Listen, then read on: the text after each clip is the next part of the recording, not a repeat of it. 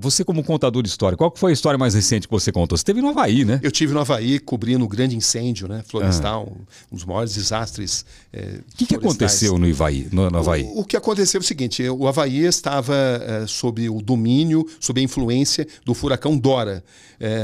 Não estava atingindo frontalmente a ilha de Maui, que é onde aconteceu esse incêndio, mas ventos de até 120 quilômetros por hora estavam em ação naquele momento. Então, foi uma combinação de fatores. Isso, mais o clima seco, acabou propiciando uma combinação de fatores que provocou esse incêndio, né? Então, esse vento derrubou postes de iluminação, linhas de energia, e essas linhas de energia, quando foram derrubadas, provocaram faíscas. Sim. Essas faíscas em florestas, num clima muito seco, elas fizeram a tragédia aumentar cada vez mais e atingiram também povoados, atingiu a cidade de Lila Raina, né, que foi a primeira capital lá do Havaí, a capital histórica do Havaí, onde as construções de madeira são muito comuns. É uma madeira que de fácil, é um material de fácil combustão. Então você tinha ali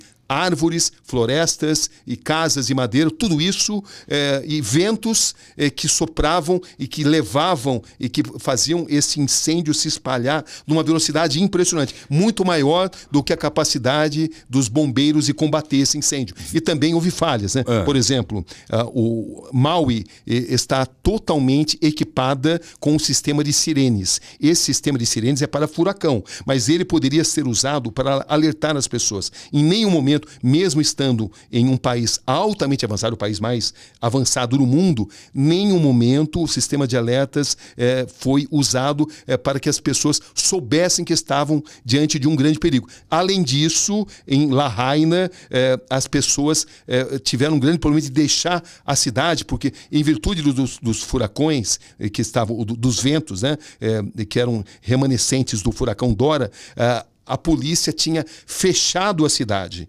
entendeu? Então, as vias que as pessoas poderiam usar para deixar Lahaina estavam interrompidas. Então, você estava numa cidade onde as pessoas não tinham como escapar, porque, como efeito do furacão, a polícia estava bloqueando estradas para que as pessoas não entrassem nem saíssem, porque eles achavam que esse seria a melhor forma, e o que aconteceu foi que ninguém teve jeito de fugir disso. Escapar disso. A maneira de escapar era procurar o mar. Eu vi muitas pessoas no mar. Muitas pessoas no mar, muitas pessoas morreram afogadas, porque ali em poucos metros você está em mar aberto. E não havia outra maneira, mas mesmo assim o fogo se propagou com uma velocidade tão grande que algumas pessoas que estavam a poucos metros do mar não conseguiram chegar até o mar, porque a fumaça tóxica fazia as pessoas desmaiarem em poucos segundos.